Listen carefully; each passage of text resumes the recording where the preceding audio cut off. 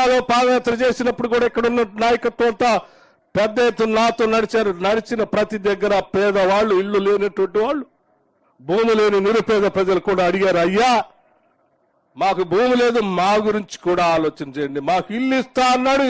ఈ దుర్మార్గుడు ఇల్లు ఇవ్వకుండా 10 ఏళ్ళు ఇబ్బంది పెట్టారు. మీరు వచ్చింది మా రాజ్యాన్ని తీసుకొని రావాలి, మాకు ఇల్లు ఇవ్వాలంటే ఈరోజు చాలా స్పష్టంగా, ధైర్యంగా, గర్వంగా ఒక కాంగ్రెస్ పార్టీకి సంబంధించిన నాయకుడిగా మీ అందరి సమక్షంలో ప్రకటిస్తున్నాము. ఈరోజు ఇందిరమ్మ ఇళ్లని ప్రతి శాసనసభ నియోజకవర్గంలో 3500 ఇళ్లకు తగ్గకుండా రాష్ట్ర వ్యాప్తంగా ప్రతి శాసనసభలో ఈ నియోజకవర్గంలో ఇంటికి 5 లక్షల రూపాయల లెక్క మొదలుపెట్టే కార్యక్రమం మొదలుపెట్టాం. అట్లాగే భూమి లేని వ్యవసాయ నిరుపేద కుటుంబాలకు,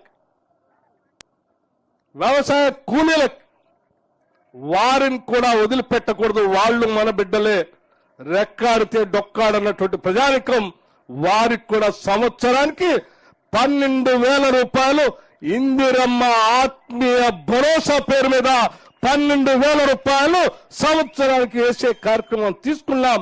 దాన్ని 26 జనవరి నాడు నుంచి ప్రారంభం చేయబోతున్నాం. నేను మరొక్కసారి స్పష్టంగా చెప్తా ఉన్నాను, మీరు ఎన్ని ఇబ్బందులు పెట్టినా,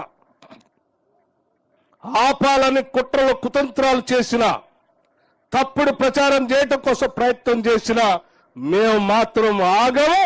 ఎట్టి పరిస్థితుల్లో ఈ పథకాలు అమలు చేసేది బరాబరుగా చేస్తాం. ఎందుకంటే ఇది ప్రజాప్రభుత్వం, ప్రజల కోసమే పనిచేస్తుంది, పాలకుల కోసం పనిచేయదు. ఇది ప్రజల కోసం కట్టుబడి ఉంటుంది అని నేను చాలా స్పష్టంగా చెప్తా ఉన్నాను.